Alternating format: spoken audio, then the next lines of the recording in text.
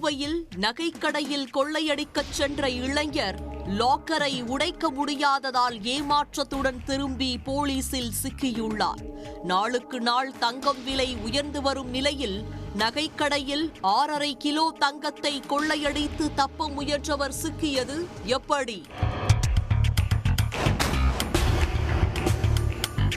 கோவை பெரியகடை வீதி அருகே உள்ள நகைக்கடையின் ஜன்னலை அறுத்து உள்ளே சென்ற மர்ம நபர் லாக்கரை உடைத்து அதிலிருந்த 5 கோடி ரூபாய் மதிப்பிலான 6 கிலோ தங்க நகைகளை திருட முயன்றுள்ளார். நீண்ட நேரம் போராடியும் லாக்கரை உடைக்க முடியவில்லை. இந்நிலையில் பொழுது விடிந்ததால் அவர் அங்கிருந்து தப்பிச் சென்றார்.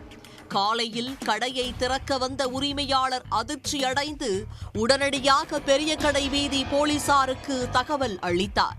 இந்த சம்பவம் தொடர்பாக பெரியகடை வீதி போலீசார் வழக்குப்பதிவு செய்து விசாரணையை துவங்கினர். மாநகர காவல் ஆணையர் சரவணசுந்தர் உத்தரவின் பேரில் தனிப்படைகள் அமைக்கப்பட்டு விசாரணை தீவிரப்படுத்தப்பட்டது.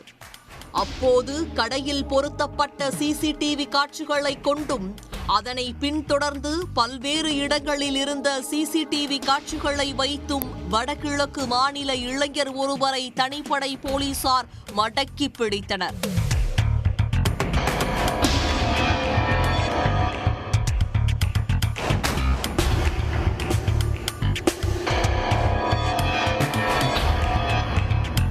விசாரணையில் பிடிப்பட்ட இளைஞர் அசாம் மாநிலத்தை சேர்ந்த 25 வயதான மிதுன் நமதாஸ் என்பதும் இவர் கடந்த 5 ஆண்டுகளாக கோவை காந்திபுரத்தில் உள்ள துணிக்கடையில் பணியாற்றி வந்ததும் தெரியவந்தது.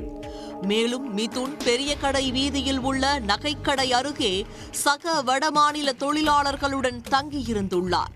அடிக்கடி கடையை நோட்டமிட்டபடியே இருந்த மிதுன் தங்கம் விலை நாளுக்கு நாள் அதிகமாகி வரும் நிலையில் கடைக்குள் புகுந்து நகைகளை திருடிக் கொண்டு அசாம் மாநிலத்திற்கு தப்பிச் செல்ல திட்டமிட்டதும் விசாரணையில் தெரிய வந்தது.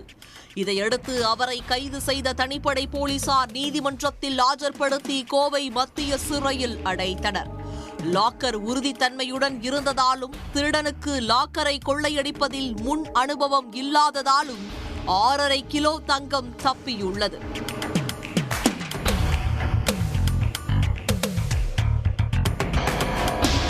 உடனுக்குடன் செய்திகளை தெரிந்து கொள்ள சன் நியூஸ் பெல் ஐகானை கிளிக் பண்ணுங்க.